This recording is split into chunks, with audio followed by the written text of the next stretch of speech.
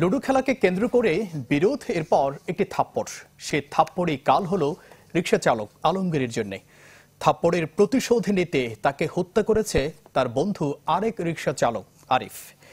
তাকে গ্রেফতারের পর খুনের ঘটনার রহস্য উদ্ঘাটন করেছে পুলিশ। ঘটনাটি ঘটেছে চট্টগ্রামের বন্দর সল্টগোলা এলাকায়। বিশ্বমানের থার্মিক্স রড, সালাম স্টিল থার্মিক্স, দেশের একমাত্র থার্মিক্স রড। গেল বুধবার দিবাগত রাত ৩টার দিকে চট্টগ্রামের বন্দর থানার সল্টগোলা এলাকায় একটি ক্লোজ সার্কিট ক্যামেরায় দেখা যায় রিকশা চালক আলমগীর ফকিরের সাথে কথা বলছে এক যুবক। ইশারায় ডেকে তাকে নেওয়া হয় আড়ালে। এর পরের দিন বিকালে কাস্টম ব্রিজ এলাকায় রাস্তার পাশে একটি ঝোপ থেকে উদ্ধার করা হয় আলমগীরের মরদেহ। এ সময় তার শরীরের বিভিন্ন স্থানে আঘাতের চিহ্ন দেখতে পায় পুলিশ। তবে আশেপাশে তার রিকশা এবং ব্যবহৃত মুঠোফোনটি পাওয়া যায়নি। সিসিটিভি ফুটেজ ও মোবাইল ফোনের সূত্র ধরে ঘটনার একদিন পর মধ্যম হালিশহর ধুপপুল এলাকা থেকে মোহাম্মদ আরিফ নামে আরেক রিকশা চালককে গ্রেপ্তার করে পুলিশ।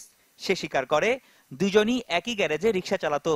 বেশ কিছুদিন আগে মোবাইল অ্যাপসে লুডো খেলাকে ঘিরে বাকবিতণ্ডায় আরিফকে থাপ্পড় মারে আলমগীর।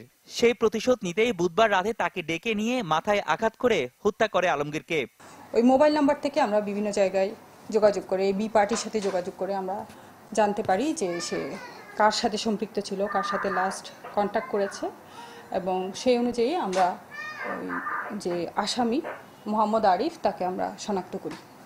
এবং পরবর্তীতে সে যখন এখানে নিয়ে আসে আমরা সে স্বীকার করে যে সে আসামির সাথে ভিকটিমের পূর্ব পরিচয় ছিল এবং তারা সামান্য একটা লুডো খেলা নিয়ে তাদের মধ্যে একটা ঝগড়া হয়েছিল। ওই ঝগড়ার প্রেক্ষিতে সে ভিকটিমকে ওখানে ডেকে নিয়ে যায়, ডেকে নিয়ে প্রাথমিকভাবে আঘাত করে।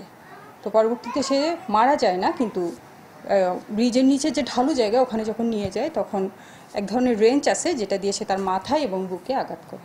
ওই আঘাতের প্রেক্ষিতে ভিকটিম মারা যায়। হত্যার পর তার রিকশাটি ৩৫০০ টাকার বিনিময়ে বিক্রি করে দেয় আরিফ। পরে তার দেখানো মতে নগরীর আমবাগান ঝাউতলা এলাকায় একটি গোডাউন থেকে রিকশাটির বিভিন্ন যন্ত্রাংশ উদ্ধার করে পুলিশ। এটা আমি চার্জ করে দেখেছি এটা একটা সেটের মধ্যে ইউজ হচ্ছে। পরবর্তীতে আমরা বিভিন্নভাবে তার সিডিআর এনে আমরা দেখি যে এটা আমাদের এই বন্দর এলাকাতে আছে। তখন তাকে আমরা অ্যারেস্ট করতে সক্ষম হই। অ্যারেস্ট করার পর তার থেকে আমরা মোবাইলটা উদ্ধার করি, ভিকটিমের মোবাইল উদ্ধার করার পর পরবর্তীতে তার জবানবন্দি অনুযায়ী এবং তার দেখানো মতে আমরা ভিকটিমের কাছে যে রিকশাটা ছিল ওই রিকশাটা আমরা ওই ঝাউতলা আমবাগান এলাকা থেকে এটা উদ্ধার করছি। সে এটা পাট করে এটা বিক্রি করে ফেলছে ৩৫০০ টাকায়। হত্যায় ব্যবহৃত রেঞ্জটি উদ্ধার করে পুলিশ। আরিফের বাড়ি ভোলা তজুমুদ্দিন থানার দেওয়ানপুর।